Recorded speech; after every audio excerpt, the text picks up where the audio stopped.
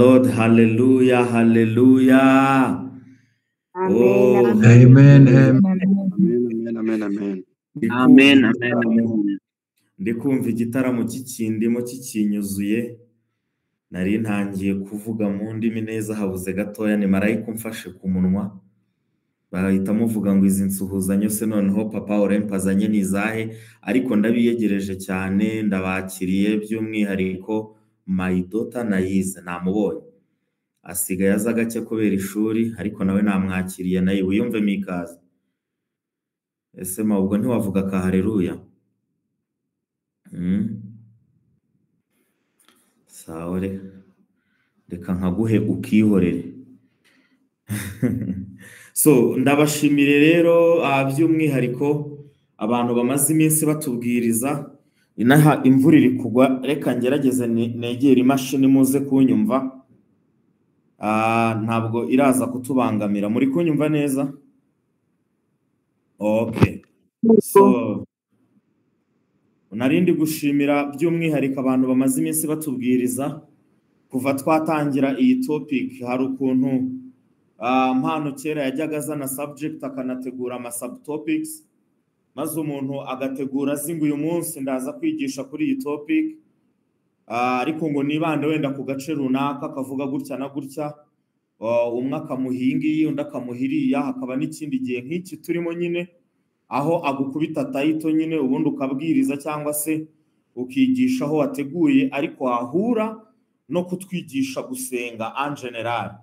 So ngewe rero murabizi nari nahisemo kuzigisha ku bintu bijyanye no gusenga, ariko tukibanda ku murongo wo kwiga kwakira no kubyaza umusaruro. Uyu munsi ntabwo yigeze anyandikira mbwire ngo turaguhereza turashyira iki kuri caption, nyine yaramaze kubimenyera. Ni ukubyaza umusaruro already ibyatanzwe rero ni byinshi. Imana niyo mpamvu nakubwiye nti umwaka washira ibiri gashira, kubera ko ibyatanzwe ni byinshi, tugiye turisivinga akantu kamwe tukiga uburyo bakarisivinga n'uburyo bakagenderamo. Ntabwo twazasoza iyi topic. So twaboneye hamwe ko ibyo tuvuga cyangwa se ibyo dukorera byose mu masengesho aba ari ibintu bifataniriza hamwe mu kudufasha kwakira. So ubwo mperukira kuvugira hano nanone twize ibintu byo kuba active receiver, cyangwa se ibintu byo kwakira ukabyaza umusaruro ikimana yatanze cyangwa se ikimana yaguhaye.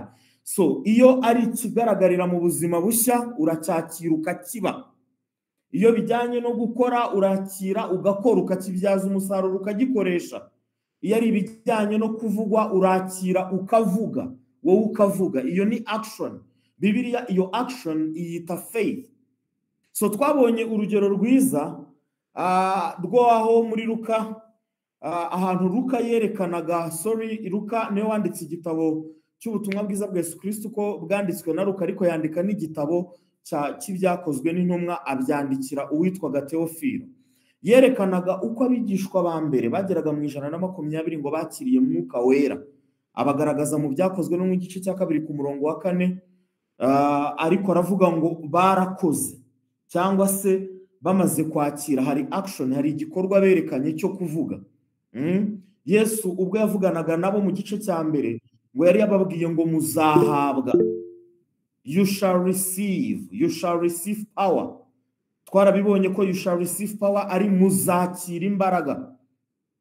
Yavugaga uburyo abizera tuzagabana cyangwa se tuzabyaza umusaruro imbaraga z'Imana, twise taking advantage of power of God.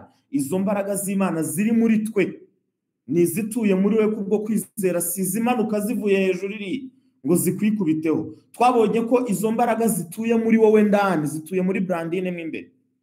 Wowe wizeye Kristo, izo mbaraga zituye muri wowe. So kutabimenya rero, ahubwo ugahora ubwirwa cyangwa se mu bumenyi bwawe bukaba bugarukira cyangwa se buyobye bukwereka ko ngo hari izindi zitwa mvejuru, izo ngizo twazamaganiye kure.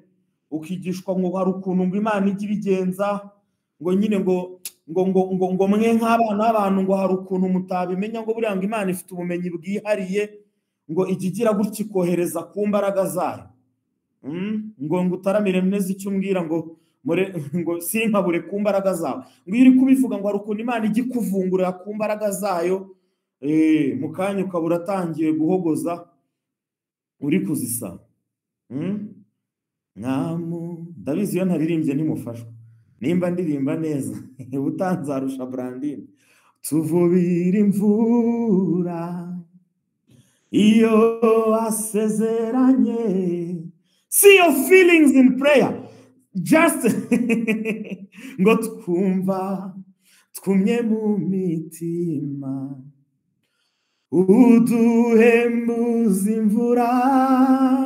Nyine ngo uduhe imvura nyinshi, ngo kandi uduhereze iyaduhembura rwose. It is as if iyaguye cyangwa se iyahawe amwebwe mbere ya fairinze, ikaba yarafairinze kuguhembura. Ngo twumva mu matwi irahinda, uyidusohozeho. Icyami kagwa vuba, ubu tukiri ku mavi. Mbese nyine ubu tutarasohoka mu masengesho, tukigutakambira, utuvubira imvura iyo umugisha wawe hahoze hagurujo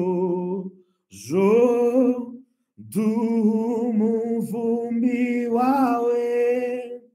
Just tekereza, Moses arabafashijwe. Ibaze Moses nimba ari gufashwa, ari kuririmba indirimbo kugira ngo atere ijuru impuhwe, ngo rwose ritabare ryohereza imbaraga.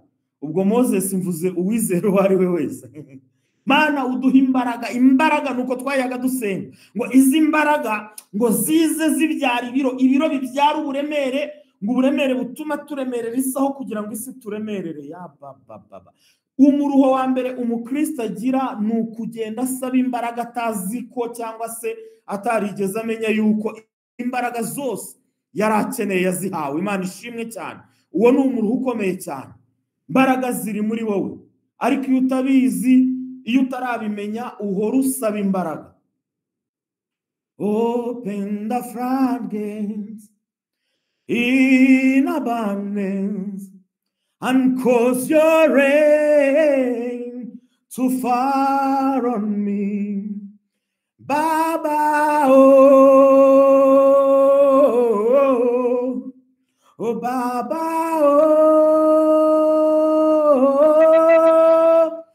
Baba, just to carry very far on me. Hey, come on, fill me up, hey, till I overflow. I wanna run over. I wanna run over. Fill me up, hey, till you overflow. Mama vuta Yesu mbone kwaka kaninjinga.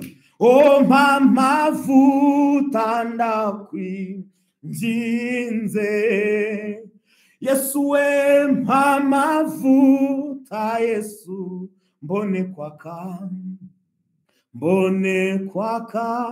burinde bucya deni bugacya, ariko bwajya kwira ugasanga isi yari gasembega amavuta. Oh boys, when you come to the knowledge of truth, iyo umaze kumenya ko Kristo akuzuye ko kandi nawe wamwuzuye uri muri we, haleluya, umenya ko mwuka wera Imana yamuguhaye kandi ngo yaramuguhaye imugucuncumuriraho. Niko Paulo yabwiye Tito mu bice 3 ku murongo wa 6, aramubwira ngo data yamuhaye Yesu Kristo umukiza wacu, amumuhera kugira ngo amuducuncumurireho cyane. So ibyo rero iyo umukristo amaze kubimenya, arahaguruka agakoresha imbaraga ziri muri we, kuko abazi ko nta zindi zasigaye mu ijuru Imana itatanze, kuko izari mu ijuru yarazicuncumuye. Imana ishimwe cyane. ngo uwatumwe n'Imana avuga amagambo yayo, ni Yesu wabivuze, Yohana 3:34, ngo kuko Imana idatanga umwuka imugeze. Ndashimira Data yuko atajya atanga umwuka, atajya atanga urugero rw'imbaraga runaka, ahubwo ngo yarazicunshumuye zose. Imana ishimwe. Nagira ngo mbabwire ngo ngiye kubakurira inzira ku murima, nta mvura igiye kugwa vuba aha ngaha, nta bubyutse dutegereje mu gihugu cy'u Rwanda. Ntabwo ububyutse bugiye kuva mu ijuru ngo buze. Ububyutse Imana yarabusutse, ibusuka rimwe ku munsi wa Pentekote. Iyo mvura yaraguye, munsi uyakira icyoko cyayo twarabibonye. Iyo mvura yahise iba muri wowe, iyo mvura ituye muri wowe, twabibonye mu Efeso 3:20, ngo ibasha gukora ibiruta cyane ibyo wowe usaba n'ibyo wibwira byose, ngo ikabikora nk'uko imbaraga zayo zidukoreramo. Hallelujah, glory to God forevermore. Father, we thank you, kandi turagusabye Data, dusabye twizeye kugira ngo gusobanukirwa kwa buri wese uri hano kumurikirwe n'umucyo w'ukuri ubonerwa mu butumwa bwiza. Inyegamo zose zeyurwe, zikurweho, maze uko turushaho kukwitegereza, tukitegereza mu mategeko atunganye rwose kandi atera umudendezo, buri mitekerereze yose iri hano ikeneye gukosorwa ikosorwe.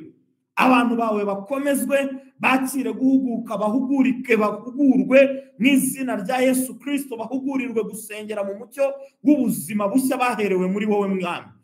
Oh, haleluya. Yesu ahabwa icyubahiro muri twebwe kubwo gukomezwa kwe, kubwo gukomezwa k'umubiri we muri iyi minsi yose tumaze dusenga.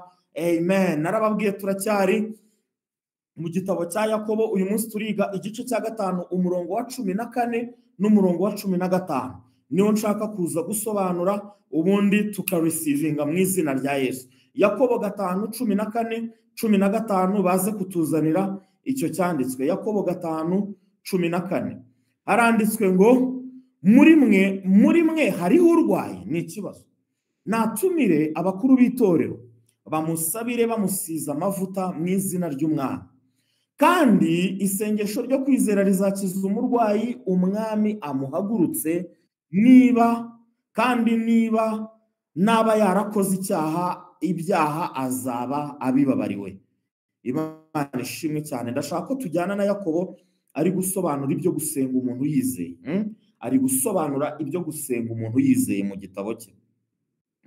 Ariko reka mbibutse nanone ko hari inshingano z'usenga, ndakagarukaho. Izo nshingano z'usenga zijyanye no kwakira. Twarabibonye ngo umunsi wa Pentekote usohoye, bose bari hamwe mu mwanya umwe bahuje umutima, ngo umuriro ubatungura uvuye mu ijuru umeze nk'umuyaga uhuha cyane, ngo ukwira mu nzu bari bicayemo. Ibyo twarabibonye, ngo umaze gukwira mu nzu bari bicayemo, ngo haboneka indimi zigabanije zisa n'umuriro, ururimi rujya ku muntu wese muri bo, ngo hanyuma ngo bose biravuga ngo bose buzuzwa umwuka wera. Nta kadomo kariho, hariho virgule. Ngo batangira kuvuga indimi nk'uko umwuka yabahaye kuzivuga. Uwo murongo narindi kwemphasizinga wanyuma, sinzi uko wowe wasoma, ariko se Bibiliya iravuga ngo umwuka atangira kuvuga mu ndimi. Isubiza. Mbega ngo barasama, ngo rubanda bakajya bumva indimi umwuka ari kuzivugira mu kanwa ka Petero. Bible iravuga ngo they began to speak in tongues, ngo batangira kuvuga izindi ndimi nk'uko umwuka yabahaye kuzivuga. Zana Ibyakozwe n'Intumwa 2:15 ugeze kuri 17. Ndashaka mwitegereze neza. Ibyakozwe n'Intumwa 2 uhere kuri 15 ugeze kuri 17. Ndashaka mwitegereze neza. Bibiliya iravuga ngo nibo batangiye kuvuga, baravuze. Haleluya. Mu kuvuga kwabo niho tubonera ko bakiriye, niho tubonera kwakira bakiriye. Petero atangira kuvuga, aravuga mu ndimi, nyuma atangira no kubwiriza. Abwiriza gutabwiriza ngo iki? Ku murongo wa 38 mu gice cya 2 niho yababwirije, akababwira ngo nimwihane umuntu wese muri mwe abatizwe mu izina rya Yesu Kristo, ngo mubone ko babarirwa ibyaha byanyu. Arangije arabwira ngo namwe muzahabwa iyi mpano y'umwuka wera, namwe muzakira iyi mpano y'umwuka wera, and you shall receive the gift of the Holy Ghost. Muzakiriye impano, muyakire nk'uko natwe twayakiriye none. You shall receive the same gift of the Holy Ghost. Ku murongo wa 15 haravuga ngo aba ntibasinze. Uyu ni Petero uri kubwiriza. Nk'uko mwibwira kuko ubu ari isaha ya gatatu y'umunsi, ngo ahubwo ibyo mureba ibi byavuzwe n'umuhanuzi Yoweri. Yavuze ngo iki? Yaravuze ngo Imana iravuze iti, mwumve quotation y'ubuhanuzi, uku niko bizaba mu minsi y'imperuka, nzasuka ku mwuka wanjye ku bantu bose, kandi abahungu n'abakobwa banyu bazahanura, abasore banyu bazerekwa, abakambwe barimo bazarota. Ndagira ngo wumve neza, ahantu harimo isezerano ry'iby'Imana izakora, ariko hakabamo n'iby'abasore n'abakobwa muzakora. Uko bazakora rero nta kindi ni ukwakira. Nk'uko mu cyumba cyo hejuru hari abakiriye bagakora bakavuga, ndagira ngo mwumve ibikubiyemo. Ni ukuvuga, rimwe kabiri, ni uguhanura. Imana ishimwe cyane. Byose kandi ngo ni ibintu ukoresha umunwa wawe. Kakano nakanditse, yaba kuvuga, yaba guhanura, yaba gusobanura indimi, ni ibintu ukoresha umunwa wawe. Ntabwo ari ibintu Mwuka Wera akoresha, ni wowe ubikoresha umunwa wawe. Iyo Bibiliya ivuze ngo Mwuka azabazaho cyangwa se ngo bakira Umwuka Wera, hari igikorwa ibishaka kuvuga cyabayeho. Icyo gikorwa kikaba kuwakira, kandi icyo gikorwa ni ukuvuga. Akavuga ngo nk'uko yahawe kuvuga. Nabuze umwanya uhagije, iyo mbanza kuba mufite nari kubigisha difference iri hagati y'izi nteruro ebyiri. Iya mbere iravuga ngo the Spirit enabled them to speak. Iya kabiri ikavuga ngo the Spirit enabled them to speak forth. Aha niho hantu umuntu yumvira agasobanukirwa ijambo utterance. Byananiye kuribonera ikinyarwanda cya nyacyo kugira ngo mbe nabivugaho mu gihe kigufi gishoboka, ariko one day nzabigarukaho. Nanze ko bintwarira umwanya, ntabwo ndi umwarimu w'icyongereza. So iyo uvuze ngo wakiriye Mwuka Wera rero mu buzima bwawe, uba uvuze iki? Uba uvuze ko ufite utterance.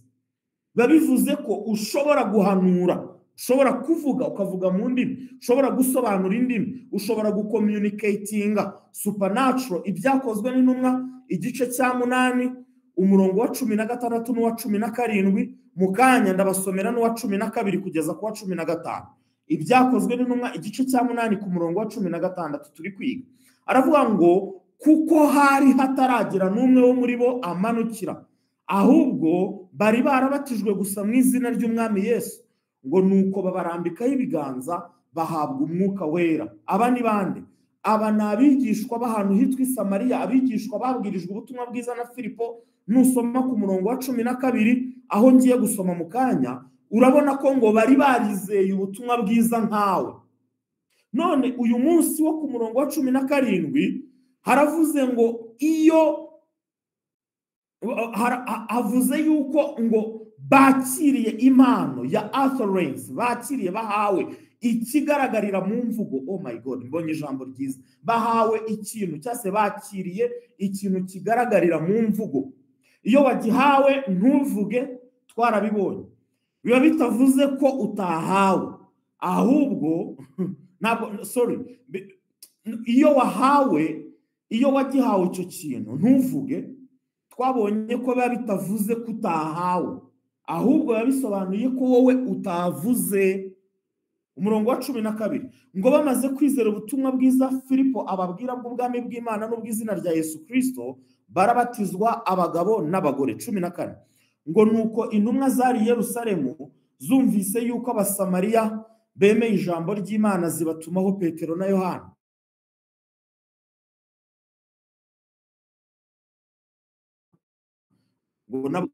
Aba basohoyeyo ngo barabasabiye. Hano hakoreshejwe ijambo ngo bahabwe mu Cyongereza, ariko bahabwe, ariko mu Cyongereza ntabwo ari bahabwe, ni ba receiving, so that they may receive the Holy Ghost. Iyo turi kubafasha gusenga hano online, iyo turi kubarambikaho ibiganza abo tubasha guhura physically, ntabwo tuba turi kubahereza. Najyaga numva bene data ngo twe tubatiza abantu mu mwuka, oya ngo twebwe ngo duha abantu kuvuga mu ndimi. Ntabwo tuba turi kubahereza, tuba turi kubafasha kwakira. Kubera iki? Nta nubwo ari nacyo gihe Imana iguha, kuko Imana already iba yararangije gutanga. Then now it is your time to receive. Ijambo ryakoreshejwe hano ngo kurecevinga niryo jambo mu Kinyarwanda akenshi dukunda gukoresha ngo guhabwa, ariko twarabibonye ko ari ukwakira. Byanditswe neza mu Bagalatiya igice cya 3 ku murongo wa 14, ariko mu Kigiriki ni ijambo rimwe. Bibiliya iravuga ngo kugira ngo umugisha wa Aburahamu ugere no ku banyamahanga. Bibiliya ikavuga ngo bawuheshejwe na Yesu Kristo. Muri kumva? Bawuheshejwe ni ukwakira, uheshejwe na Yesu Kristo, ngo kugira ngo kwizera kubona uko kuduhesha kwakira iki? Ngo wa mwuka twasezeranijwe niwe mwiringiye. Uwo mwuka mu Efeso 1:13 ngo mumaze kumva ijambo ry'ukuri, ari ryo jambo ry'ubutumwa bwiza bw'agakiza kanyu, ngo kandi mumaze kwizera niwe wabashyizeho ikimenyetso, ari cyo mwuka wera. Imana ishimwe cyane. Mwashyizweho ikimenyetso. Mwagishyizweho ryari? Mwabaye sealed ryari? Mwafunitswe ryari? Mwashyizweho ikirango ryari? Ibi barimo ni ryari byabaye effective ko bidashobora kubasohokamo? Ni ryari agakiza kanyu kabaye secure? Ni ryari ubugingo bwanyu bwarinzwe by'iteka ryose? Ngo ni igihe mwari mumaze kumva ijambo ry'ukuri. Kandi muri uriya murongo uyu Frederick ashyizeho 13, iryo jambo ry'ukuri bararisobanura ngo niryo jambo ritari inkuru zibonetse zose, ahubwo ngo ni ijambo ry'ubutumwa bwiza bw'agakiza. Bibiliya iravuga ngo mumaze kuryumva rero ngo mwarizeye at the right moment. Mukimara kwizera, oh my God, hari ukuntu nkunda ubutumwa bwiza. Mu kanya gato nk'ako guhumbya, ubundi kwizera ubutumwa bwiza no kuba sealed with the Holy Spirit ni ibintu bijyana. Nta difference izamo, nta minsi izamo hagati yo kwakira agakiza, hagati yo kwizera ubutumwa bwiza no kwakira mwuka wera. Nta difference izamo, nta gihe kizamo. Iyo wakiriye Kristo nk'umwami n'umukiza, uba wakiriye mwuka wera muri wowe. Agire umuntu ushyiraho akamenyetso, ndebe niba byumvikanye ko. Wow. So merutse gufata urugendo rero nerekeza mu majyepfo y'Uburengerazuba. Najyaga nyine iyo ngiyo kwa ba Ovani, turenze gato y'ishyamba rya Nyungwe. Ngiye kubona mbona imodoka yari nini y'ikamyo iri kugenda gahoro cyane, yari iri imbere yacu, ariko iri kugenda yigengesera. Umuntu twari turi kumwe rero twari turimo arambwira ngo impamvu iriya modoka igenda gake cyane ngo ndayizi, ngo ni ukubera ko ipakiye, kandi ibyipakiye bikaba ari byinshi ndetse bifite agaciro kanini karuta cyane ako iriya modoka ihagaze. Wow. Ngira amatsiko, turagenda turayegera. Tumaze kuyegera mbona inyuma hariho akantu kagenda kamyaza, agatara k'ubururu. Ndakazuminga muri telefone yanjye, ndagafite, ndagafotora, nitegereje amagambo yanditseho mitamenya ko ari GPS. Abantu bazi ibya GPS barabizi, Global Positioning System. Umuntu ufite GPS, iyo wafunguye GPS yawe, ukuvuga ngo kuri telefone wafunguye location yawe, buri muntu ubasha ku accessinga telefone yawe abasha kumenya aho uri, arayilocatinga akayibona. Ako kantu kari aka GPS, ariko nkitegereje mbona agaforumye nk'ingufuri, mba nabimenye ibyo ari byo. Driver arambwira ngo nurebe iriya ngufuri, ni yego. Arambwira ngo ikoranye ikoranabuhanga ku buryo iyo uyifunguye utari nyirayo ahita abibona ako kanya, akamenya kandi akanamenyera aho uyifunguriye uri. Ako kanya rero nk'ako guhumbya ab'umutekano baba bakugezeho. Kubera iki? Nta muntu n'uyu n'umwe wemereye kumena siri keretse nyirayo. Mba ndafashijwe rero. Mumvugire ngo amen. Ndavuga ngo kumbe mwuka wera twaramuhawe, ariko ngo yaje ari as a seal, yaje ari ikimenyetso gituma data duhozaho ijisho, nk'uko ibya bosi ahora bireba abihanze ijisho amenya aho biri. Data abasha kutumonitaringa, akatumenya, akamenya ubuzima bwose turimo, akamenya inzira ducamo, kubera ko we are sealed with the GPS ya seal. Imana ishimwe cyane.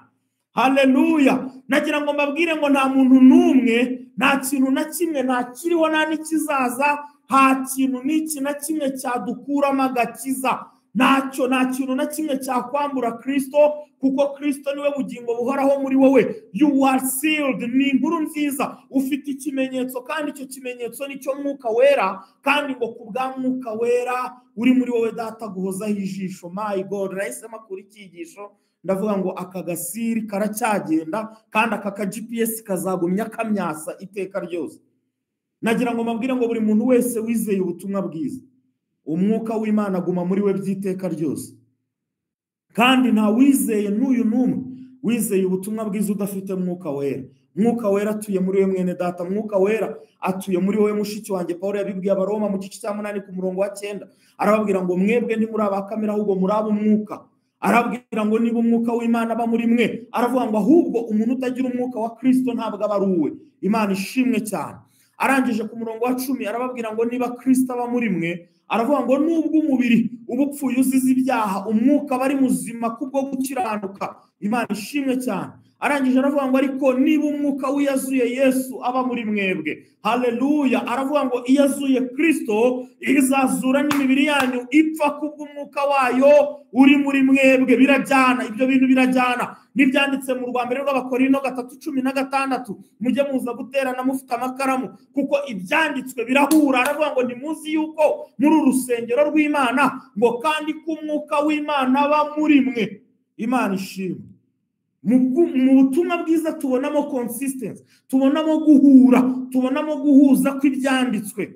Nibyo mpamvu ari ubutumwa bwiza. Umuntu uzakubwiriza ubutumwa bwiza akabyita ubutumwa bwiza bitari ubutumwa bwiza, uzajya usanga imbere yahakubise blockage, uzajya usanga imbere hari icyanditswe kimugonga. Ariko iyo tubinyuzemo tukabona ni Kristo bivuga, tukabona icyo bivuga ni kimwe, turanezerwa.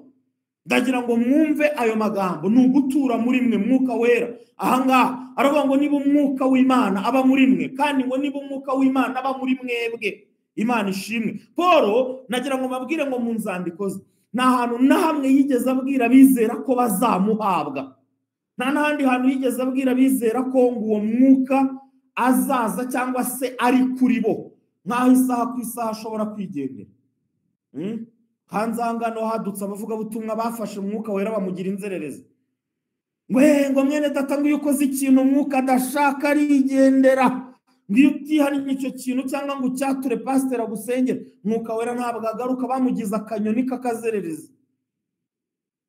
Mu gihe ubona kutagifite rukundo, menya yuko uwo mwuka yabonye kuyoborwa n'umubiri wawe musa, utigaruka dushaka uwo Mwuka Wera. Ni Yesu wamutugeneye, yewe dushaka uwo Mwuka Wera. Ni Yesu wamutugeneye. Yesha twaranariraga mpano we. So izi ntabwo ari indirimbo z'abizera. Abizera icyambere ntibasaba, ntibashaka, ntibanasengera Umwuka Wera. Kubera iki? Kuko Umwuka Wera bari muri bo. Bibiliya iravuga ngo aba mu bizera. Wow, haleluya. Ababamo ryari rero? Ababamo guhera igihe habereyeho cya gikorwa cyitwa kwizera. Kwizera ubutumwa bwiza. Mwuka Wera ngo aba muri bo, ndetse ni nawe uhamanya nabo yuko ari abana b'Imana. Resori makosha rebo saya ramando. Mwuka Wera ikintu cyambere aduhamiriza, ahora duhamiriza iteka ryose, nuko turi abana b'Imana. Imana ishimwe cyane. So iyo rero Bibiliya ivuze ngo guhabwa Umwuka Wera, twabonye ko ari ukwakira. Kubera iki? Kuko iryo jambo ni receive. Nibwo umuntu abyarwa n'umwuka umunsi yizeye, umunsi yakiriye. Twabonye ko buri wizera wese aba afite Umwuka Wera. Buri mwizera wese aba afite Mwuka Wera muri we. kubera iki? Abuwizera kubera ko yabyawe n'umwuka. Nyuma yo kuvuka cyangwa se nyuma yo kubyarwa n'umwuka nibwo umenya yuko ufite mwuka wera muri wowe. Noneho ikintu ukora ntabwo ugumya gusaba ngo mwinshi. Ntabwo uyu mwuka wera ari oxygen, ntabwo ari umuyaga. Is not air, is the spirit, is the person. Ntabwo usaba mwinshi nkaho ari ikivuguto wahawe ngo mana ngo twongerere ku mata y'umwuka wera ngo mu ijuru zirakamwa ngo ziracyakamwa nanone ngo ugatega umunwa ngo Imana niguhereze. Ntabwo mwuka wera ari amata. Ntabwo mu ijuru nta nka zibayo, ntazo ntazihari.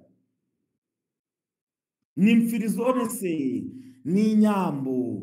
Mu ijuru nta nka zibayo ngo mu ijuru iwacu zirakamwa ngo amata y'umwuka wera we ngo niyatuma tujya ku rugamba. No, iyo ndirimbo ari ukuntu umuntu ayiririmba mwasamye muri kureba hejuru nyine mukubita akantu k'agakorasi ugira ngo hagire ibitonyanga bimwe na bimwe biza bikakujyamo. Ntabwo mu ijuru zikamo.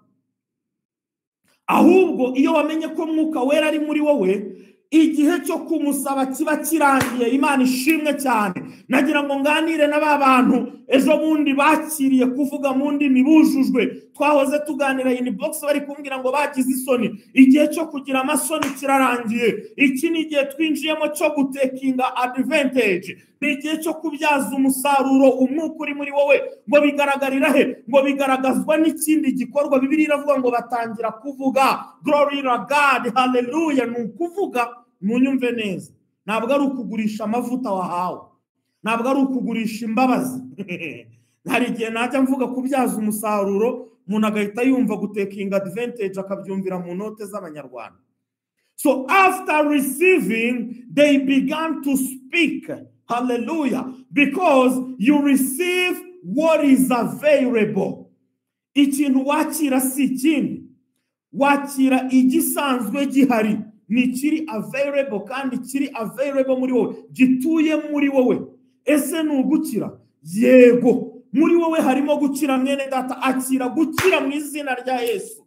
Ndavuze ngo byaza umusaruro gukira kuri muri wowe. Izere ko wakiriye, izere ko wakize, nurangiza ukira ugendere mu gukira ko wagukijije ari we witwa Yesu Kristo. Haleluya. Ngubwo ubuzima bw'abizera Kristo rero. Ngibyo byibera ku cyaremwe gishya, ngibyo ibirori duhoramo iteka ryose tugahora tubisinda. Uyu munsi utangire kugenda wiyumva nk'umwana w'Imana, sibyo? Kuko ni kuri Imana ituye muri wowe. Wiyumvemo kuri ubuturo bwayo. Haleluya. Yarabufashira bwimura ibuzana muri wowe. Ntabwo ugikeneye ko Yesu agusura. Ngo rwose Mana yanjye nanjye usure ungenderere. No, ngo kugenderera abandi nanjye ungenderere ngo mwami unsurire ijoro ngo ndaguhamagaye ngo uzunsure. Ntabwo ariko bimeze. Akugenderere gutese kandi atuye muri wowe. Mwene data, Yesu atuye muri wowe. Nta na gahunda, umva nkubwira ikindi, nta gahunda n'imwe afite yo gusohoka hatuye. Azagumya yibere muri urwo rusengero rwitwa wowe iteka ryose azagumya ature muri wowe. Reka nkongereho ikindi kiranga Yesu kandi mugomba kumenya, nuko Yesu umwami wacu ntajya azerera. Hebo shara makazi ya Toria. Ntabwo Yesu ajya atembera.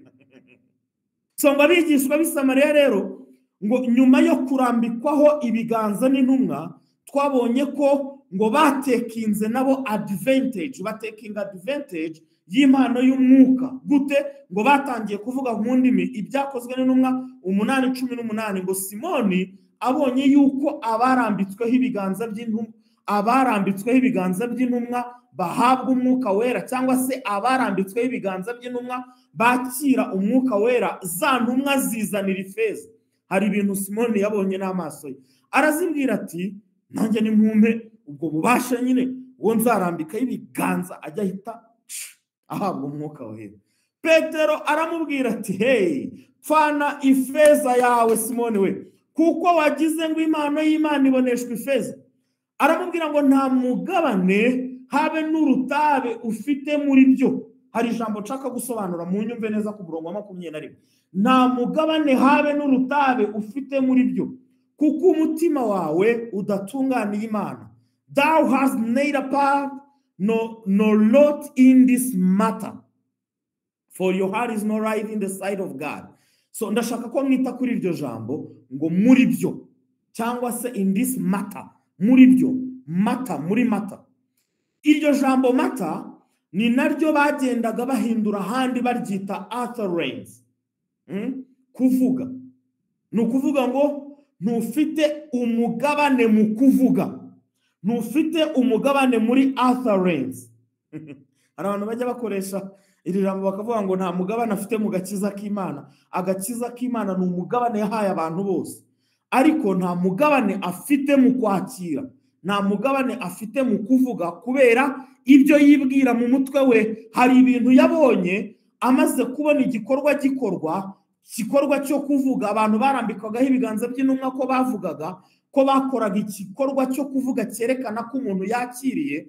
Noneho ngo atangira kwibwira muri we ko impano y'Imana ishobora kuboneshwa ifeza, kandi hari ahagaragaye ko impano y'Imana ari ubuntu bw'Imana. Byatumye rero byatanze iki?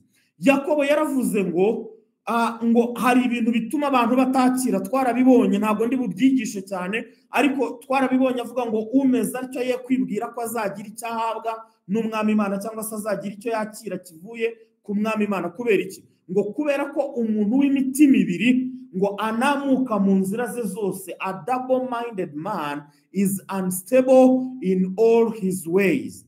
Yakobo rero hano ntabwo yavugaga feelings, ntiyavugaga ibyiyumvo. Mwabyumvishije icyatumye Simoni w'umukonikoni atagira umugabane muri utterance, ni ukubera kugira double mind. Ntabwo Yakobo avuga kiriya cyanditswe yavugaga feelings cyangwa se ibyiyumviro byawe uko wiyumva, ahubwo yavugaga ibikorwa bikorwa n'uwakira. Niyo mpamvu kwakira ari igikorwa cy'ingenzi kigize isengesho. Uyu munsi turiga ngo gusenga, mu gusenga igikorwa cy'ingenzi kigize isengesho kimwe muri byo cyitwa kwakira. Ndaza kubisobanura, tugire n'akandi kantu twakira uyu munsi. Kandi kukakira ni ukuvuga ngo ni ukukarisivinga kubera ko twaragahawe.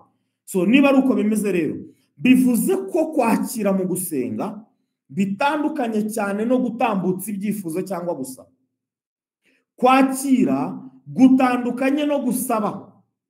Gusaba ko hari ikintu cyasengerwa uyu munsi muri fellowship. Hari uwanditse mushiki wacu kuri groupe, arankubita, nimwita mushiki wanjye ni mama umbyara, yavuze ngo mumfashe gusengera uyu muntu ari kubabazwa n'umubiri. Kumufasha kumusengera ndaza kubibereka, ariko hari ugusenga ariko gusaba cyangwa gusabira, hakabaho no kwakira. Imana ishimwe ko uriya mwene data, uriya mushiki wacu nabonye ari ikibazo cy'ukuguru, si ikibazo cy'amatwi. Bityo rero byakagombye kuba byiza iyo aza hano akumva yuko afite devoir yo kwakira, kuko iyo usenze usaba ugasenga usaba gusa biba bitandukanye nuko wasenga usaba ukanakira. Kubera ko gusenga usaba gusa nta kintu bitanga nk'impinduka mu buzima bwawe. Urasenga ugasaba ugahabwa, ariko kuko utakiriye ugasanga itandukaniro nta rihari ry'ubuzima rubayeho mbere bwo gusenga na nyuma yo gusenga. Ahantu turi kwiga I feel like we are being taught the mysteries of God. Turi kwiga ijambo ry'Imana. So iyo uri gusaba uba uri gusaba nyine ikintu runaka. Rimwe na rimwe twasanze ahubwo ngo abantu benshi banasaba bakajya basaba already ibintu basanzwe bafite. It's okay. Naho mu kwakiraho twize ko ari to actively take. Urakira, wakira mu buryo butaziguye. Nta kiruta Imana umugisha amaye ijambo ryiza cyane. Naho mu gusaba uba wifuza ikintu runaka. Ndabisubiramo, mu kwakira uratora cyangwa se ugafata icyo wahawe, okay? Ariko iyo usaba ibintu mu masengesho, Bibiliya iravuga ngo uba uri gutuma ibyo ushaka cyangwa ibyo wifuza bimenywa n'Imana. Pawulo yabibwiye Abafilipi 4:6 ngo ntimukagire icyo mwiganyira, ahubwo ibyo mushaka byose bimenywe n'Imana, mubisabiye mubyingingiye mushima. Mwarambwiye ngo ndi kubigisha kwakira gusa, sindi kubigisha gusaba. Reka mbigishe gusaba. Mu yandi magambo, mu gusaba ushaka ibintu ku Mana ntabwo bikorwa byonyine, ahubwo bijyana no gushima. Kubera iki? Gusaba neza ni ukumenya ko ibyo usaba byarangije gutangwa. Haleluya! Bityo rero mu gusaba kwawe bigasigara ari a way of letting your request be made known unto God. Iyo uzi ibyo, gusaba kwawe gusozwa no kwakira, kandi gusaba kwawe gusozwa no gutwara cyangwa se gucyura icyo wakiriye. Ibirenze kuri ibyo ni muri second service. Glory to God. Hallelujah. That's what a Bible calls thanksgiving. Thanksgiving is taking delivery of what you have received. Niyo mpamvu uri gushima. Nukubera iki? Nuko wakiriye ibyo wasabaga. Aravuga ngo abisabe, ashima. Ibyo wasabaga wabyakiriye byose. Noneho uri gushima. Haleluya. Yesu yarabivuze, twaranabibonye muri Mariko 11 ku murongo wa 24 ngo nicyo gituma mbabwira ngo iki? Ngo ibyo musaba byose, haleluya, nkundabire ikinyarwanda, mukabisaba mubishyizeho umutima. Bibiliya cyongereza ngo mukabisaba mubisengeye, ngo mwizere yuko mubihawe kandi muzabibona. Reka tugaruka muri Yakobo 5:14 na 15 andi nasome, ubundi tubisobanure neza. Bibiliya yavuze ngo muri mwe hariho urwaye, ngo natumira abakuru b'itorero bamusabire bamusiza amavuta mu izina ry'Umwana, ngo kandi isengesho ryo kwizera rizakiza umurwayi umwami amuhagurutse. Bibiliya ikavuga ngo naba yarakoze ibyaha azaba abibabariwe. Hano rero ndashaka mu myumvire neza, ninde muntu ugiye gusenga isengesho? Gatekerezeho, reka twige. Let us use our brain. Mana ajya bivuga ngo it's not a cocomelon, ngo ntabwo umutwe wawe ari uruhaza cyangwa urushu. Reka tuwukoreshe. Urwaye atumire abakuru b'itorero bamusengere bamusutseho amavuta, ngo isengesho ryo kwizera rizakiza umurwayi umwami amuhagurutse. Bamusabire cyangwa bamusengere. Duhere ku murongo wa 14. Ni bande bazasenga? Wabumvishije? Nabatumiwe bensi, n'abakuru b'itorero, n'umukuru w'itorero. So ariko ku murongo wa 15 ngo isengesho ryo kwizera rizakiza umurwayi bisobanuye iki? Birasobanuye ngo nubwo umukuru w'itorero yasenga, ndashaka murebe iyo context, muyibonemo kwizera, muyibonemo kwakira. Niko Yakobo yise ngo ni prayer of faith. Yesu yaravuze ngo icyo muzasaba, icyo muzasengera, mukagisengera mugishizeho umutima, mwizere ko mugihawe. Hano usaba cyangwa se usengera umurwayi ni elder, ni umukuru. Ariko usengerwa, come on, ndumva mfashije, usengerwa niwe utuma rya sengesho yasengewe ribi ryo kwizera. Undi muntu yagusengera, undi muntu yagusabira, it's okay. Ariko undi muntu ntabwo yakwakirira. Ntabwo bishoboka ko wakirirwa n'undi, ntibishoboka. Undi muntu, undi mu man of God, undi mu prayer partner, undi mu prayer warrior muziranye yakuzamurira icyifuzo. Mwene data nzamurira icyifuzo, yakwingingira, byashoboka. Undi muntu yagusengera rwose, ndetse n'undi muntu yakuministeringaho, yaministeringa kuri wowe. Ariko nta muntu n'umwe ku isi wakwakirira, na Yesu ubwe ntiyakwakira. Ni wowe ugomba kwiyakirira, nta wundi. Oh haleluya! Ni musengera uyu munsi cyangwa se undi wenda akagusengera, ntiwakire ibyo ngusengeye, ntubyakire, ntabwo ushobora kubibona. Icyo uwo muntu yagusengeraga ntabwo ushobora kukibona. Kimwe nk'uko nawe iyo usenze cyangwa se iyo uri gusaba data ariko ntiwakire ibyo wasabye, ntiwakire ibyo yaguhaye, ntiwakire ibyo wahawe, ntuzigera ubona icyo wasengeye, ntuzigera ubona icyo wasabye.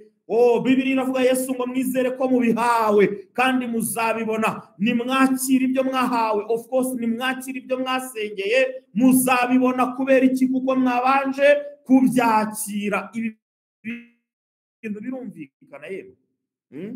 Hagira umuntu umbwira ko byumvikana, nibura fungure microphone. Oh, ibi bintu nimba Jean ari kubyumva, ibi bintu biri kumvikana cyane, kubera ko Jean afite ukuntu ashyira mu bwenge bwinshi, akabanza akabisesengura, akabiyungurura, akabyumva. Jean kuva ari kubyumva, haleluya, ndumva mfashijwe cyane. Jean ndagukunda mwene data, ugomba kwakira. Haleluya, niyo mpamvu navuze ngo niwakira, ukakira iwawe aba elders, ukakira ba ema, bareke basenge. Ariko biri iravuze ngo isengesho ryo kwizera niryo rizakiza umurwayi. The prayer of faith is the sick receiving prayer. Mu yandi magambo, isengesho ryo kwizera ni ukwakira kw'isengesho k'urwaye.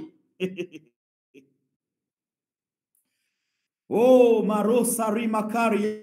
Ndibutse, ese ko uwakira mwuka wera avuga mu ndimi, uwakiriye gukira wabigenza ate?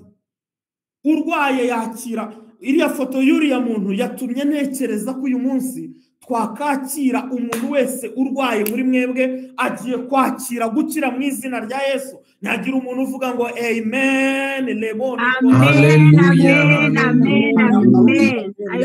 Indwara yayo mu mubiri, yaba iyo mu mutwe,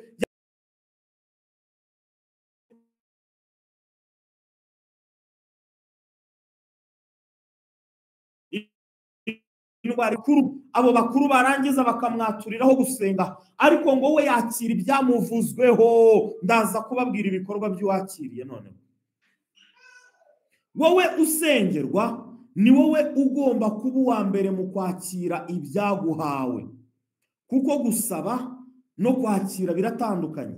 Usaba cyangwa usabira aragusabira, ariko wowe usabirwa wakira ibyagusabiwe. Niyo mpamvu uwakira ari we usenga isengesho ryo kwizera. Twarabibonye ko kwizera ari ukwakira. Imana ishimwe kubw'ireverasiyo. Kandi kwakira nyine gukorwa n'ukeneye kwakira. Kwakira gukira gukorwa n'ukeneye gukira. Iri ni ryo sezerano rishya, iri ni ryo sengesho ryo mu isezerano rishya. Nukwakira. Marosi la moria, ndabyakiriye. Kuvuga ngo ndabyakiriye mu izina rya Yesu Kristo. Biravuze ngo nsenze nizeye, biravuze ngo ndacakiye biravuze ngo ndapfumbase, biravuze ngo ndacigatiye ibyamvuzweho byose, ibyanyatuweho. Tewe warakoze kwinjira hano, ntiyakire, nacigatire mu izina rya Yesu. Buri muntu wese muri twebwe nacigatire. Ndi kumva mfashijwe, cigatira imitekerereze mishya, akira gukira akavuyo kose kw'imiraba n'imiyaga y'imyigishirize ikujyana hirya no hino bigatuma udakomera ngo ukomere mu kumenya umukiza wawe. Amayindi n'ishoba mu izina rya Yesu. Akira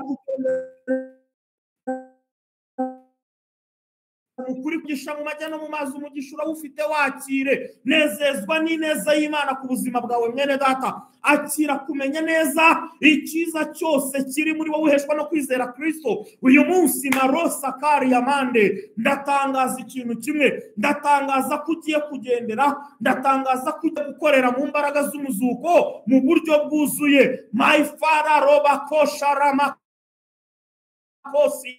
Enjoy the full benefit of utterance. Akira gusengera mu mwuka, ikomereze mu gusenga, iyubakire mu mwuka wera. Akira gusengera mu ndimi bihe byose. Ndagira ngo umunsi umwe uzafungure mikoro itenga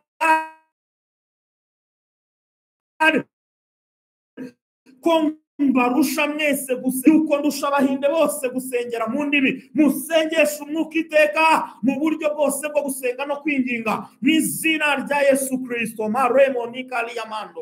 Ugiye guhanura parakosiyatoria, ugiye gukomeza, ugiye guhugura umubiri wa Kristo, ugiye kuhugura mu buryo bushya, mu buryo mwuka wera aguhaye ashyize muri wowe. Uri umugisha mu rugo rwawe, uri umugisha mu kazi ukora, uri umugisha mu gihugu cyawe. Kubera iki? Kuko wuzuye imbaraga z'Imana, ubuntu bukomeye cyane, ubuntu bwinshi, ubuntu bwuzuye, ubuntu busesekaye buri kuri buri umwe wese uri muri twebwe ahangaha mu izina rya Yesu. Niko Yesu avuga.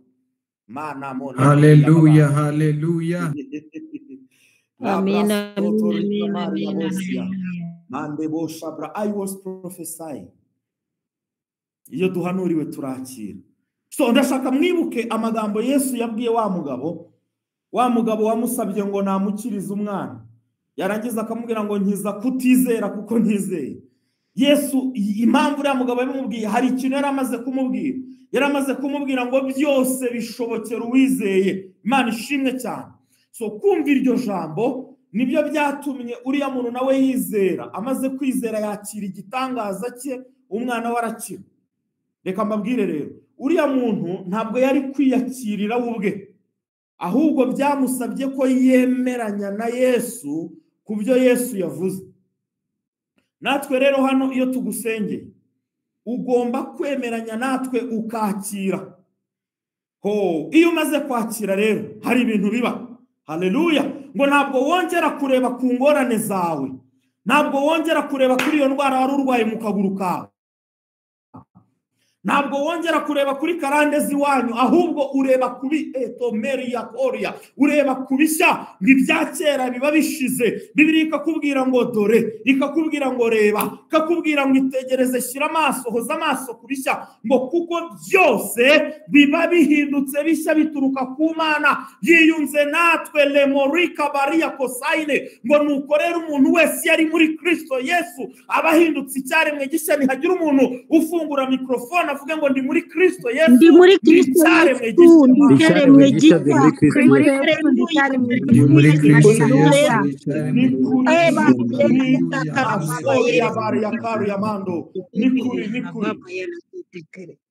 Iyo wakiriye iyo reality muri wowe rero, reka nkubwire ivi, iyo ibyo bintu wabyakiriye, nta muhanuzi n'umwe waza ngo akubwire ngo nturakira. Iyo uzi ko wabohotse, wakiriye kubohoka, nta muvuga butumwa w'umuyahu.com waza ngo akubwire ngo uracyaboshye. No, ntabwo ugomba kubyemera. Lebraso rikamari yamando, nta mumarayika n'umwe waza ngo akugishe impaka kubyemera. Kubera iki? Kuko umwuka wera ari muri wowe kandi arahamanya nawe identite. Ota mindra zila proji astroria, aremeranya nawe ko ufite icyo yaguhereye ubuntu cyose, icyo waherewe muri Kristo Yesu cyose uragifite. Paulo yaravuze ngo dufite uwo mutima. Umva rero iyo uri kwemenyezanya n'Imana, uravuga ngo dufite uwo mutima uvugwa mu byanditswe ngo narizeye, nicyo gituma mvuga. Ngo nuko rero natwe twarizeye, nicyo gituma tuvuga, kuko kuvuga kwacu niko kwerekana ko twakiriye. Imana ishimwe cyane. Mu kanya tugiye gusenga, nituza gusenga uraza kuvuga uriwe muri Kristo Yesu, uraza kuvuga uvuga uriwe Lebrai na Moria, uraza kuvuga ngo ndi umukiranutsi w'Imana, uraza kuba uri kuvuga ngo ndi icyaremwe gishya. Nushaka utangira ubivugire mu mutima wawe, uraza kuba uri kuvuga ngo ndera, mfite kwera kw'Imana, kwera kw'Imana gutuye muri ngewe. Uraza kuba uri kuvuga ngo narababariwe, uraba uri gutangaza ko watsindishirijwe, uraba uri kuvuga ngo naruhagiwe, uravuga ngo napfanye na Kristo, uraza gutangaza ko wazukanye nawe, uraza kuba uri kubwira isi ko atari wowe uriho ahubwo ari Kristo uriho muri wowe. Mana ishimwe cyane. Uraza kuvuga ngo ubwari muri nge rero ngo sinshobora kubura amahoro. Imana ishimwe. Sinshobora kubura uko mbigenza, ntabwo nashoberwa, ntabwo uzigera ushoberwa. Ubyature uvuge ngo mfite ubwenge bw'Imana muri ngewe, ntabwo nzarimbuka, kandi mfite ubugingo sinarimbuka. I have the life of God in me. I refuse to be sick. Sickness is not my portion. I am strong, I am healthy, I am perfect. I feel I can shout hallelujah. Hallelujah, hallelujah. Lebrakos krotaria mando. Oh, Imana ishimwe cyane. Nguko gusenga kuwizeye rero, ngo kubwo kumenya icyiza cyose kiri muri nge.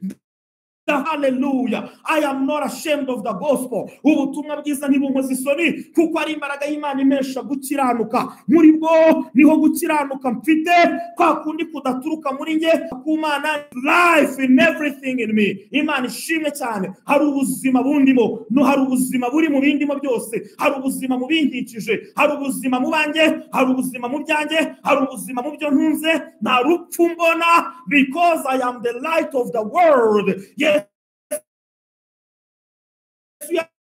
yaravuze ko Yesu andimo ndi umucyo 28:27 aho ngeze umwijima urahunga kuko ndi umucyo. Glory to God. Marosi karamande rebosi ya labo. Hallelujah, hallelujah. Yamane ya bosia. Mano we ibi nibyo tubona mwene data. Mendo kibros kroti ya lamania. Iyo umuntu amaze kwakira tangira kubibona kandi ubyimenyaho uko ugenda ubyimenyaho niko bigenda biba ubuzima bwawe bwa nyabwo muri wowe. Imana ishimwe rero. Ho ramakosia. Ngo iyo umaze kubibona, I have another good news to tell you. Imana ishimwe cyane ngo biriya bintu ngo bihinduka wowe ubwawe. Oh, if you receive them, if you can see them, if you can agree with them, they become part of you. Hallelujah. Ntabwo ari feelings bene data, ntabwo ibi bintu ari amarangamutima, ahubwo ibi bintu ni actions biri active muri twebwe. Niyo mpamvu nababwiye ngo kwakira ni igice kimwe kigize gusenga, ariko siko gusenga gusa. Ndabisubiramo ndi kwigisha, kwakira kose ni ugusenga, ariko gusenga kose si ukwakira. Nuko gusabira cyangwa gusengera bigize gusenga, ni nako kwakira nako ari igikorwa kigize gusenga. Nyumva neza, umuntu yashobora gusaba ariko ntiyakira, ko ni ukuri, ariko nta muntu washobora kwakira atasabye. Bivuze iki? Bivuze ngo atasenze. Ntabwo mvuze atasabirije, dore ko bene wacu gusaba batabyumva nka requesting, ahubwo babyumva nka begging.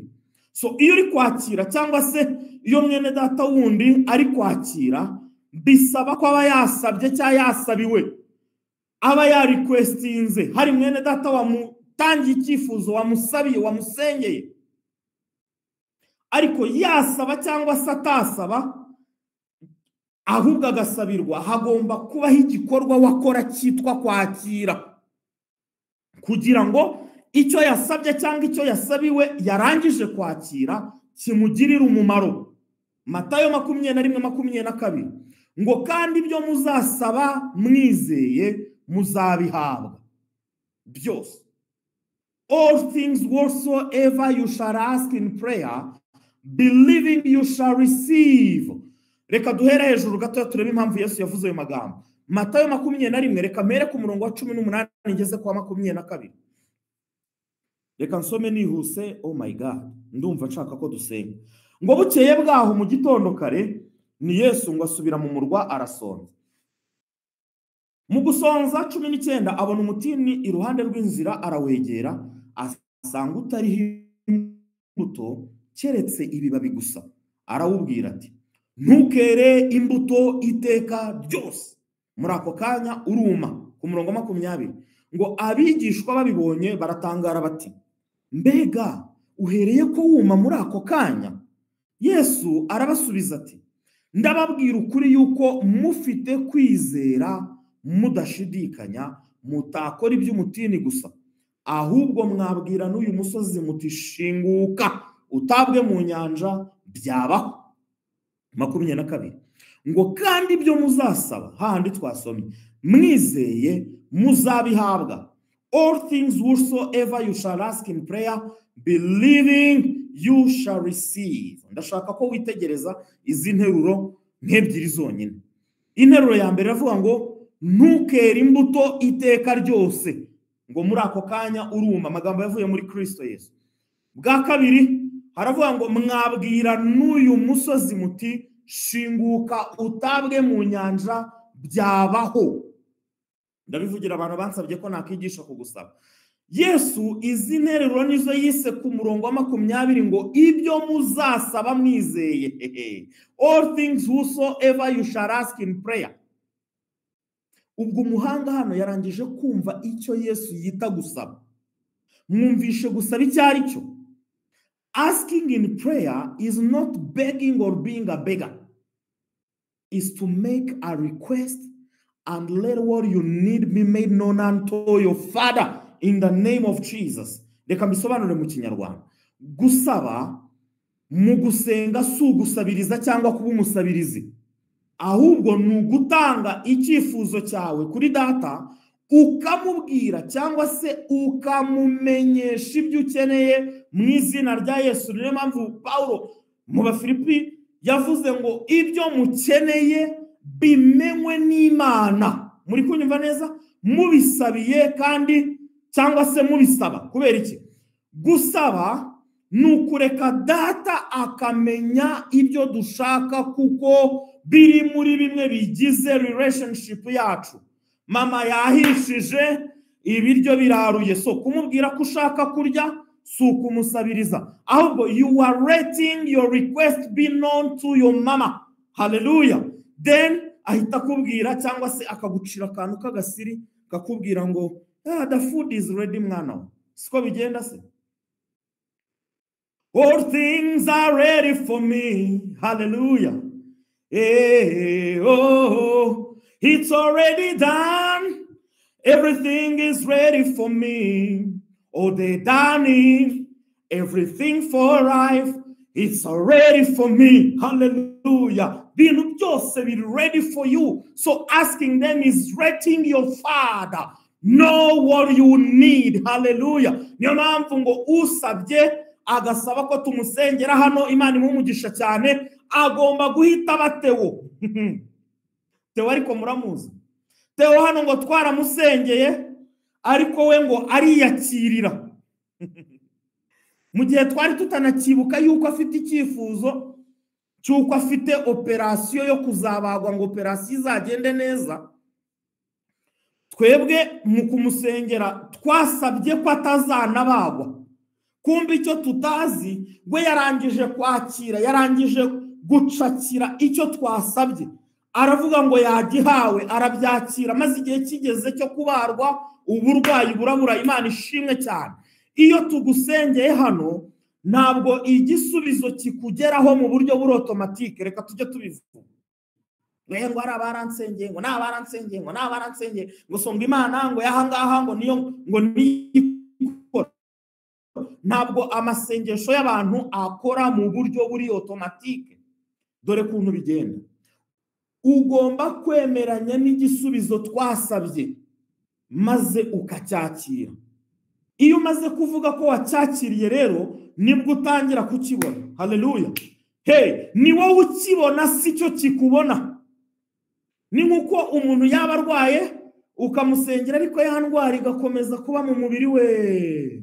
Nagira ngo mbabwire ngo kuba wa muntu agikomeje kurwara yasengewe ntabwo bivuze ko atakijijwe, ntibivuze ko atasubijwe, ahubwo bivuze ko we yahisemo kugumya kureba ku burwayi bwe aho kureba ku gisubizo. Nyamara nagira ngo nkubwire ngo iruhande rwawe wowe urwaye hari abandi bantu, hari umwene data mwari murwariye rimwe, murwaye bimwe, murwaye igihe kimwe kandi muri kubabara kimwe, ariko we igihe yasengerwaga yabyakiriye deja, yatangiye kureba ku gisubizo. Kubera iki? Kuko arabizi ko atari ibisubizo bimureba, ahubwo ari ugomba kureba ibisubizo. Haleluya. Iyo abibonye rero atangira kwaktinga. Yaktinga gute? Arabyuka, akabyuka ku buriri yarariho, agakora ibyo atajya agakora, akabye-exercisinga, akajya avuga ati ndashima Imana ko nakize. Akakubwira atari ariko akahita akubwira ngo the devil is a liar, the devil is a bastard. So Imana ishimwe cyane. Ntabwo akavuga ngo sinkireba kubigaragara ahubwo ndi kureba kubi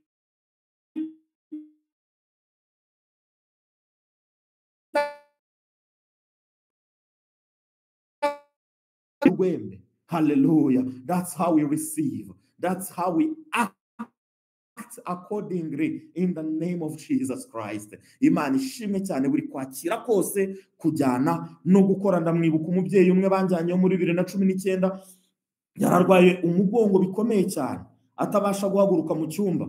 Ndabyibuka icyumba cye cyari gifatanye na saro, byamufasha iminota hafi 45 cyangwa isaha. Mutegereje muri saro, nanze kujya kumusengera, musanze mu cyumba cyiwe, aza ninagira. mubonye. Nibuka amagambo y'umwami Yesu yandi twasomye, yaravuze ngo ndababwira ukuri yuko mufite kwizera mudashidikanya, mutakora iby'umutini gusa, ahubwo mwabwira n'uyu musozi mutishinguka utabwe mu nyanja. Yesu yaravuze ngo byabaho. Ayo magambo niyo yahisanzamo. Ndangije ndamuhindukira, ntaramusubiza, ntaramubwira ikintu na kimwe. Ndamubwira ngo reba hirya. Amaze kureba hirya, ndamubwira ngo ntungira agatoki unyereke ahantu umusozi wacibukiye mu mugongo wawe. Mwene data, uriya musozi ni ibibazo. Imana ishimwe, uriya musozi ni uburwayi, uriya musozi ni ubuzima budahura n'ubuzima Kristo yaguhaye. Anyereka igice kibabara, arambwira ngo abaganga bambwiye ko bazabaga hano, ngomba kubagwa miliyoni 3. Ubu ngubu nta n'igihumbi mfite, nta n'ibihumbi 10 mfite kuri konti. Ndangije matunga urutoki deni ndasaba, ndavuga ngo waba ubabarewe, ndavuga ngo waba uribwe we, ndi kubibona nkaho byabaye ejo. Ndavuga ngo waba umugawe, waba ushewe buri kotsanya, wa musozi we uri muri uyu mugongo, mu izina rya Yesu ndabategetse mwese musohoke, mbataye mu nyanja mu izina rya Yesu. Ahita avuga ngo amena. Arandeba, amarira muzenga mu maso. Ndamubaza ngo bayiki mama, I cannot forget her face. Yari afite agasura kari cute, ari kundeba aseka, ariko ari no kurira yishimye. Arambwira ngo ndikumva hari ikintu nakiriye we, arambwira ngo ndikumva nakiriye gukira mu izina rya Yesu. Telefone yari afite ndayimwakanyishyira hasi, ndamubwira ngo ngaho niba wakize yimpe. Arunama, ahita yitoza amaboko abiri, asohoka mu nzu ye, agenda anezerewe, abwira abaturanyi mu gipangu cye, arababwira ngo sinkibazwe we marosa kariya. Yari yishimye cyane. Arababwira ngo fundraising muyirekere, mugure inyama muze duserebure. Arababwira ngo nkize umugongo, naringiye kubagwa mu cyumweru gitaha. Mana moni ngoni manekori ya brando sotari ya kari ya mando. Akira nawe gukira, byakire mu izina rya Yesu. Akira kusohoka mu by'abaganga bavuze bakavuga ko bitazashoboka. Akira mwene data mushiki wanjye, akira gutwita no kubyara, akira ubuzima buzira umuze, akira ubwenge bwo kwiteza imbere no guteza imbere urugo rwawe. Akira gushira amanga mu izina rya Yesu. Ndagira ngo ufungure mikrofone yawe uvuge ngo ndabyakiriye. Mana manikoni ya gloria. Akira kakanya tugiye gusenga. Nizere ko ubudeja we warangije gusaba, kubera ko twarabyize gusaba ntabwo bitinda. Gusaba nta nubwo bisaba kwizera, twarabibonye ngo bisaba desire, bisaba icyifuzo kiri mu mutima gusa. Ikindi cya kabiri ngo bisaba umunwa wo kuvuga gusa, kuvuga. Nizere ko uyu munsi aka kanya warangije gusaba, ahubwo ngo tugiye gutinda mu bisubizo. Imana ishimwe cyane. Dutinda mu kugabana iminyago, remorika baria hebo sharia. Iyo urugamba rwagwanwe rugatsindwa, abantu barurokotse batsinze urugamba, ikintu bakora bagabana iminyago. Kubera iki? Ruba rwaraneshejwe. Nkunda isengesho ry'umugore bita Debora, igihe kimwe ari umucamanza Debora wa Isiraheli, ngo amaze gutsinda Sisera ni umugaba w'ingabo z'abanyakanani wari utuye ahantu bita Hasori, ngo yararirimbye mu bacamanza igice cya 5 ku murongo wa 11, aravuga ngo kure y'induru z'abarasana. Aho hantu ni muri rest ya finishing work of Jesus. Aho hantu kure y'iyo nduru, kure ngo yaha bavoma amazi, ngo abariho bajya bavugira ibyo gukiranuka k'Uwiteka, ngo nibyo gukiranuka byo ku ngoma ya Isiraheli. Haleluya. Aravuga ngo abantu b'Uwiteka ngo bazamanukana amahoro bari mu marembo. Ku murongo wa 28 avuga ibya Sisera, ibya nyina wa Sisera. Aravuga ngo nyina wa Sisera ahanga amaso mu idirishya rira. Aravuga ngo niki cyatumye igare rye ritinda kuza. Ararira aravuga ngo inziga z'amagare ze zitindijwe n'iki 29. Muze gusoma icyo gice. Ngo abanyabwenge bo mu bajabe b'icyubahiro nakunze ikintu bakoze, ngo bamusubije nk'uko we yibwiraga. Ku murongo wa 30 baramubwira ngo ahari babonye iminyago niyo bari kugabana. Manemo nikori ya brando rebrosi ya toria. Uyu Sisera yapfuye, ariko abanyabwenge baramubwiye ngo ahari babonye iminyago niyo bari kugabana. kugabana. Uwatsinze urugamba agabana iminyago, ngo umugabo wese aragabana umukobwa, ngo cyangwa se ari guhitamo babiri beza, ngo Sisera ubu ngo ari kugabana umunyago w'imyenda y'amabara, ngo imyenda ari buze kuzana y'amabara idaraje, ngo idarajwe amabara impande zombi, ngo yo kukwambika mu ijosi. Mama we, Imana ishimwe. Umva, gutekereza ko abanyabwenge, ariko gutekereza kwabo ni ugutekereza ko kugabana. Nawe gabana mu izina rya Yesu aho uri. Nagira ngo nkubwire ngo gabana, kuko urugamba Kristo yararunesheje. Uyu munsi turimo ni umunsi wacu wo kugabana ibyaturutse mu ntsinzi ya Yesu Kristo. Haleluya. Gabana aka kanya, gabana revealed knowledge, gabana ubwenge bw'Imana, gabana ubuntu bwinshi.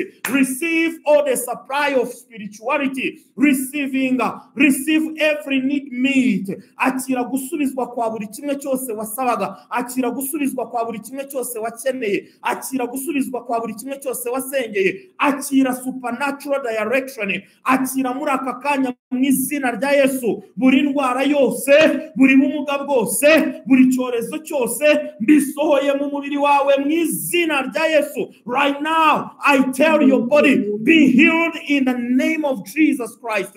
Akira gukira indwara, byakire mu izina rya Yesu Kristo. Fungura mikrofone yawe usenga ubyakira. If you can speak in tongues, speak in tongues. Receive whatever such things you have been received, prayed for. Makarimo kosi karia